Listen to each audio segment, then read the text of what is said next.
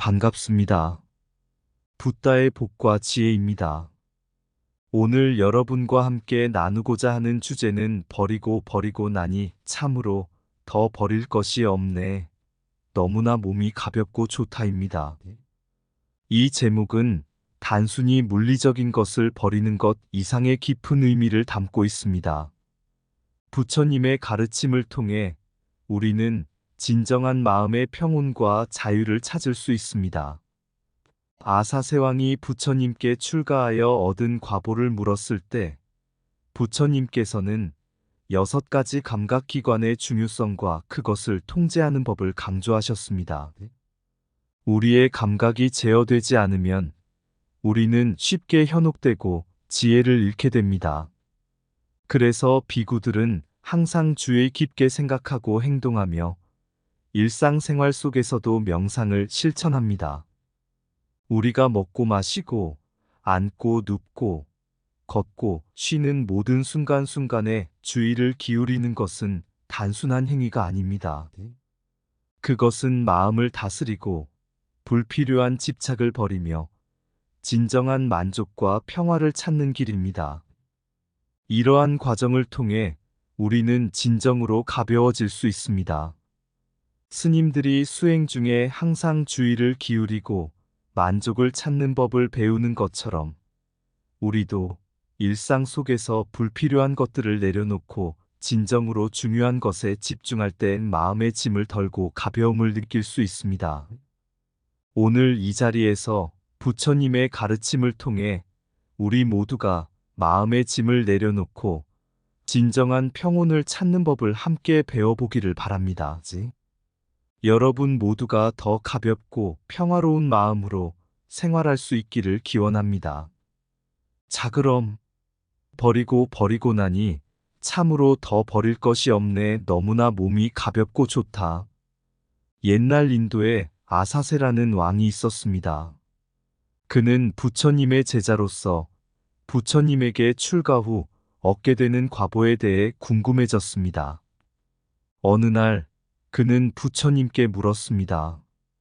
세존이시여, 출가한 후 현재 눈으로 볼 수 있는 과보는 무엇입니까? 부처님께서는 아사세왕의 질문에 미소를 지으며 말씀하셨습니다. 대왕이시여, 출가한 비구들은 6가지 감각기관을 주의 깊게 보호해야 합니다.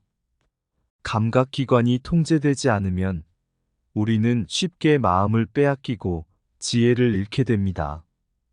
그래서 비구들은 항상 주의 깊게 생각하고 행동하며 만족을 추구합니다. 부처님은 비구들이 일상 속에서 어떻게 주의를 기울이며 수행하는지 설명해 주셨습니다. 비구들은 걸을 때나 먹을 때나 앉고 눕는 모든 순간에 주의를 기울입니다. 손발을 움직일 때나 음식을 씹을 때도 주의를 기울이고 심지어 대소변을 볼 때도 신경을 씁니다. 이와 같은 생활 속에서의 주의가 비구들을 더욱 지혜롭게 하고 마음을 평온하게 만듭니다. 한편 어느 날 사미승 한 명이 사원 안에서 팡팡 뛰어다니는 모습을 본 그의 스승님은 이렇게 말씀하셨습니다. 발밑에 연꽃이 깨어지고 부서질 수 있으니 살살 다니거라. 이 가르침은 사미승에게 큰 깨달음을 주었습니다. 모든 행동에 주의를 기울이는 것이 얼마나 중요한지, 그리고 그것이 마음을 다스리고 지혜를 쌓는 길임을 알게 되었습니다. 또한 비구들은 주어진 것에 만족하는 법을 배웁니다. 부처님은 비구들이 몸을 지탱할 만큼만 먹고 옷과 목숨을 유지할 만큼만 만족하도록 가르치셨습니다. 날개 가진 새가 날개를 가지고 날아가듯이 비구들은 어디를 가든지 몸과 마음을 가볍게 유지해야 합니다. 어느 날 한 비구가 모든 불필요한 물건을 버리고 나니 진정한 가벼움을 느끼게 되었습니다. 그는 이렇게 말했습니다. 버리고 나니 참으로 더 버릴 것이 없네. 너무나 몸이 가볍고 좋다. 물리적으로 대소변을 버리듯이 마음의 불필요한 짐을 버리고 나니 그는 진정한 자유를 맛보게 되었습니다. 옛날 인도에 아사세라는 왕이 있었습니다. 그는 부처님의 제자로서 출가 후 얻는 과보에 대해 깊은 궁금증을 가지고 있었습니다. 어느 날 그는 부처님을 찾아가 물었습니다. 세존이시여, 출가한 후 현재 눈으로 볼 수 있는 과보는 무엇입니까? 부처님께서는 미소를 지으며 대답하셨습니다. 대왕이시여, 출가한 비구들은 6가지 감각기관을 주의 깊게 보호해야 합니다. 감각기관이 통제되지 않으면 우리는 쉽게 마음을 빼앗기고 지혜를 잃게 됩니다. 부처님은 이어서 감각기관의 중요성과 그것을 통제하는 법을 설명해 주셨습니다. 6가지 감각기관, 즉 눈, 귀, 코, 혀, 몸, 그리고 마음은 우리 삶의 모든 경험을 받아들이는 문입니다. 만약 이 감각문이 활짝 열려 있다면 우리는 외부의 자극에 의해 쉽게 흔들리고 경거망동하게 됩니다. 그러나 이를 잘 통제하고 단속하면 우리는 내면의 평화와 지혜를 유지할 수 있습니다. 부처님은 한 가지 비유를 들려주셨습니다. 한 마을에 도둑이 있었습니다. 이 도둑은 마을 사람들이 잠들어 있을 때 몰래 들어가 값진 물건을 훔쳐갔습니다. 마을 사람들은 도둑을 막기 위해 문을 단단히 잠그고 경계를 서기 시작했습니다. 그 결과 더 이상 도둑은 마을에 들어올 수 없게 되었고 마을은 평온을 되찾았습니다. 우리의 6가지 감각기관도 이와 같습니다. 통제되지 않은 감각기관은 우리의 지혜를 훔쳐가는 도둑과 같으니 이를 잘 단속하고 경계해야 합니다. 아사세왕은 부처님의 가르침을 듣고 깊이 깨달았습니다. 그는 감각기관의 통제가 왜 중요한지, 그리고 그것이 지혜를 보호하는데 어떻게 도움이 되는지 이해하게 되었습니다. 부처님께서는 마지막으로 이렇게 덧붙이셨습니다. 대왕이시여, 감각기관을 통제하는 것은 마음을 평온하게 하고 지혜를 쌓는 첫걸음입니다. 비구들은 항상 주의 깊게 생각하고 행동하며 일상생활 속에서도 명상을 실천합니다. 이러한 과정을 통해 우리는 진정한 지혜와 평화를 찾을 수 있습니다. 감각을 통제하는 자, 마음의 평화를 얻으리라. 6가지 감각문을 지키는 것이 지혜의 첫걸음이다. 감각은 마음의 도둑, 이를 경계하라. 눈, 귀, 코, 혀, 몸, 마음을 단속하면 지혜는 보호받는다. 내면의 평화는 감각의 통제로부터 시작된다. 외부 자극에 흔들리지 않는 자, 진정한 자유를 맛보리라. 감각을 경계하면 마음은 더 깊은 지혜를 얻는다. 경계 없는 감각은 지혜를 훔쳐가는 도둑이다. 감각의 문을 단단히 잠그면 평온이 깃들리라. 주어진 감각을 통제할 때 우리는 지혜를 쌓을 수 있다. 감각을 통제하지 않으면 마음은 쉽게 흔들린다. 감각의 도둑을 막는 것이 지혜의 시작이다. 감각을 지키는 자는 내면의 평화를 발견한다. 감각을 단속하는 것이 마음을 다스리는 첫걸음이다. 감각의 경계를 지키면 지혜는 결코 떠나지 않는다. 옛날 인도에 부처님의 가르침을 따르는 비구들이 모여 사는 한 사원이 있었습니다. 이 사원의 비구들은 부처님의 가르침을 일상 속에서 실천하며 항상 주의 깊게 생활하려 노력했습니다. 그중 한 비구는 특히 생활 속의 명상에 깊이 몰두하여 모든 행동에서 부처님의 가르침을 실천하고자 했습니다. 하루는 부처님께서 비구들에게 말씀하셨습니다. 비구들이여, 생활 속의 모든 행동이 명상이 되어야 합니다.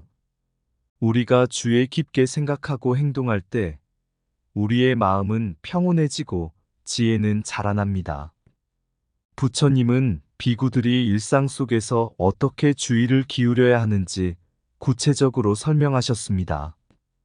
비구들이여, 걸을 때는 발걸음 하나하나에 주의를 기울이십시오. 발이 땅에 닿는 느낌을 느끼고 그 순간에 집중하십시오. 먹을 때는 음식을 씹는 소리조차 들리지 않도록 조용히 먹으며 음식의 맛과 질감을 느끼며 먹으십시오.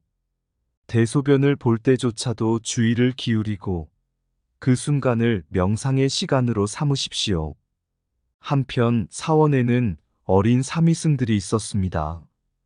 그들은 부처님의 가르침을 배우고 실천하는 초기 단계에 있었습니다. 어느 날 한 사미승이 사원 마당에서 팡팡 뛰어다니고 있었습니다. 이를 본 그의 스승은 조용히 다가가 말했습니다. 얘야, 팡팡 뛰어다니면 발밑에 연꽃이 깨어지고 부서질 수 있다. 살살 다니거라.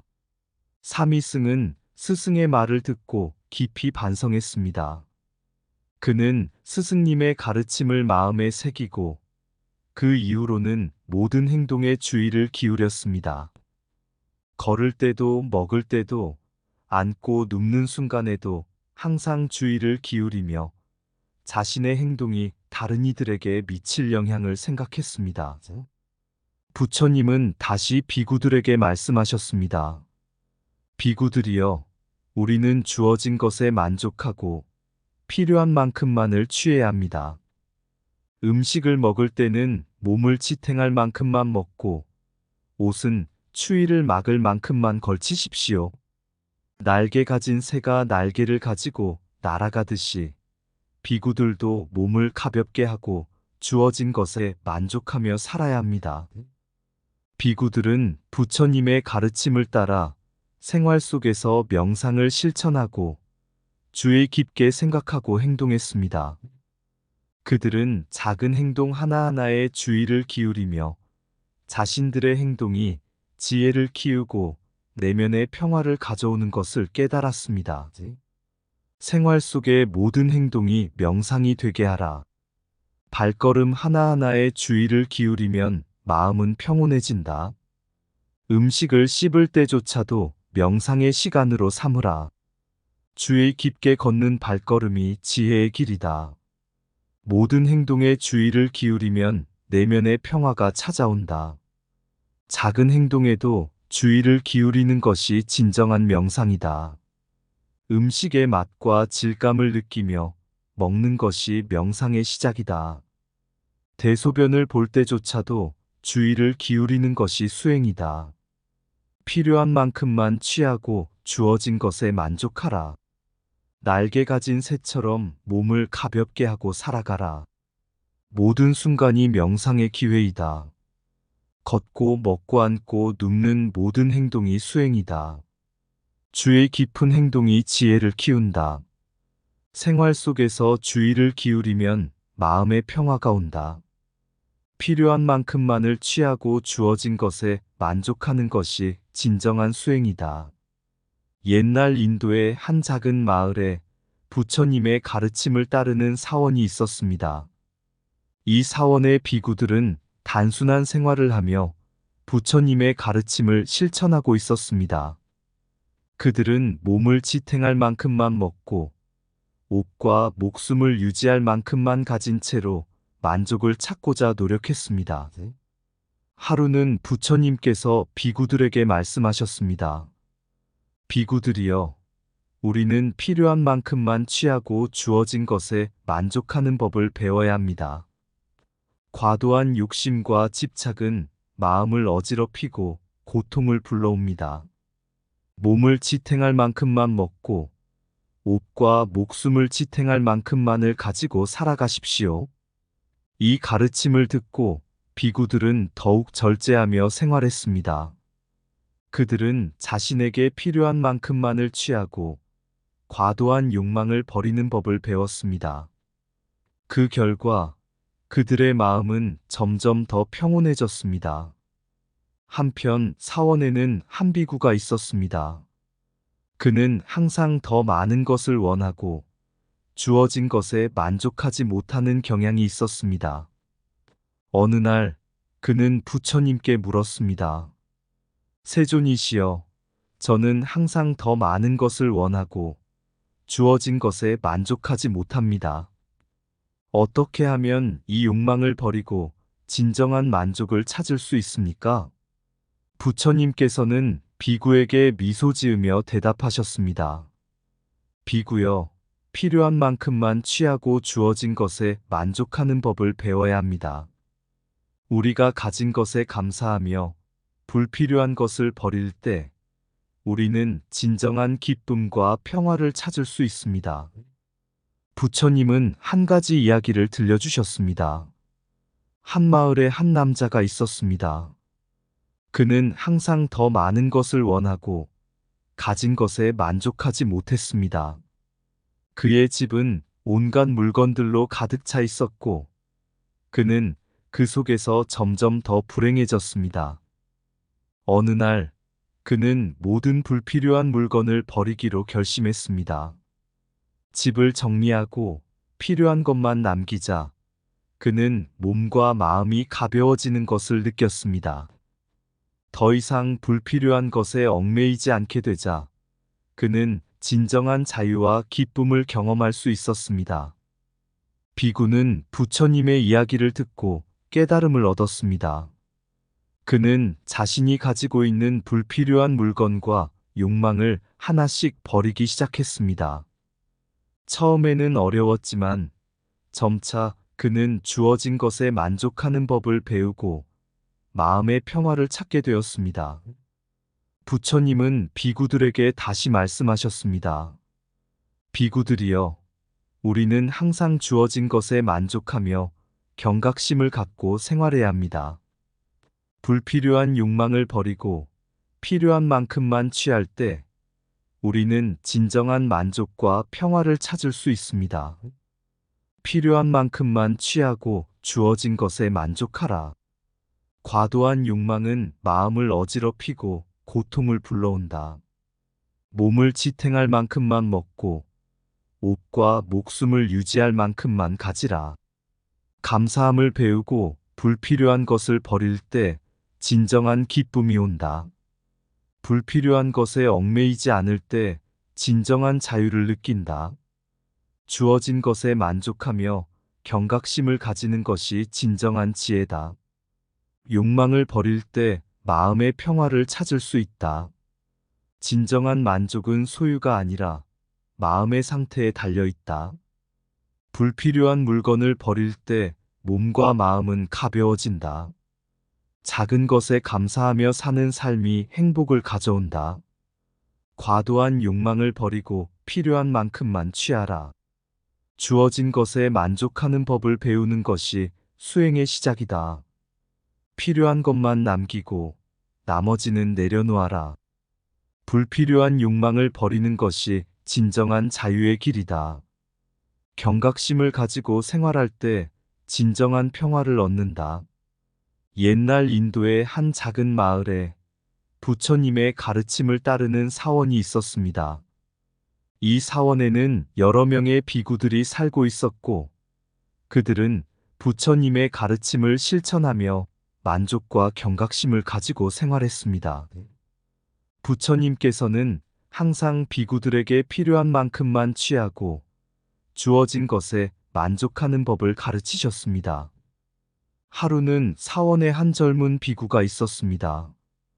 그는 항상 더 많은 것을 원하고 주어진 것에 만족하지 못하는 자신을 발견하고는 부처님께 도움을 청했습니다. 세존이시여, 저는 항상 더 많은 것을 원하고 주어진 것에 만족하지 못합니다. 어떻게 하면 이 욕망을 버리고 진정한 만족을 찾을 수 있습니까? 부처님께서는 미소를 지으며 말씀하셨습니다. 젊은 비구여, 필요한 만큼만 취하고 주어진 것에 만족하는 법을 배워야 합니다. 우리가 가진 것에 감사하며 불필요한 것을 버릴 때 우리는 진정한 기쁨과 평화를 찾을 수 있습니다. 부처님은 한 가지 이야기를 들려주셨습니다. 옛날에 한 남자가 있었습니다.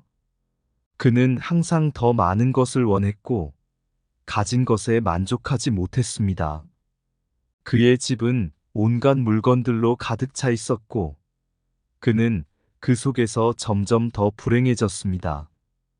어느 날 그는 모든 불필요한 물건을 버리기로 결심했습니다.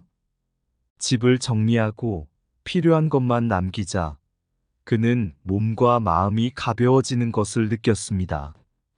더 이상 불필요한 것에 얽매이지 않게 되자 그는 진정한 자유와 기쁨을 경험할 수 있었습니다.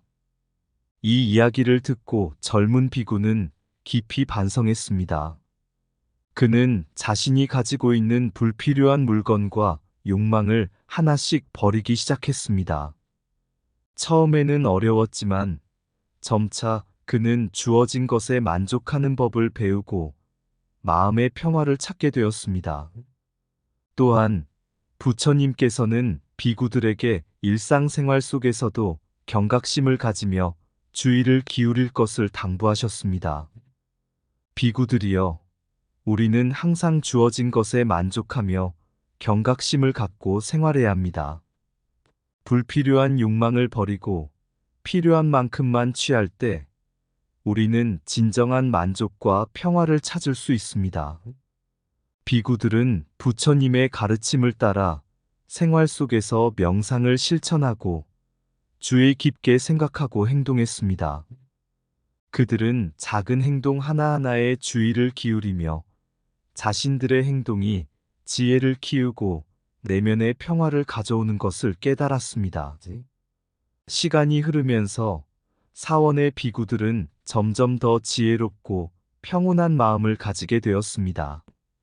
그들은 불필요한 것을 버리고 몸과 마음이 가벼워지는 경험을 통해 부처님의 진리를 깊이 깨닫게 되었습니다.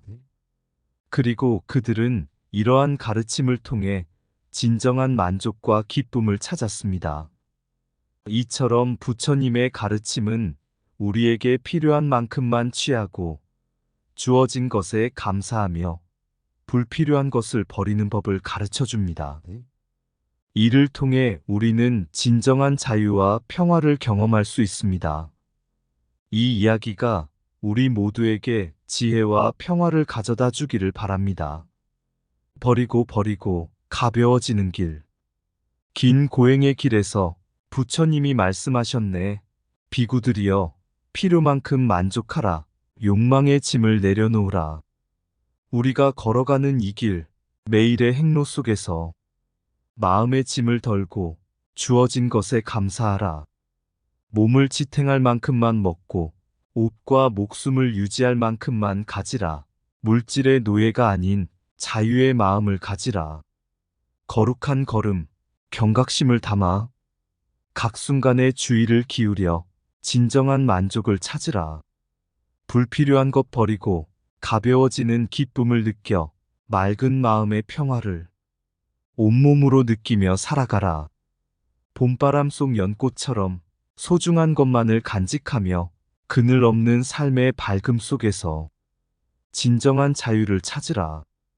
몸과 마음의 가벼움, 그것이 참된 기쁨이라. 부처님의 가르침을 따라 길을 가다 보면 알리라. 버리고 나니 더 이상 버릴 것이 없네. 참으로 가벼운 삶의 길, 진정한 평화에 이르는 길이라. 이상 붓다의 복과 지혜였습니다. 오늘도 복지구족한 날 되세요. 구독과 좋아요는 붓다의 복과 지혜를 밝히는 큰 자비의 등불이 됩니다.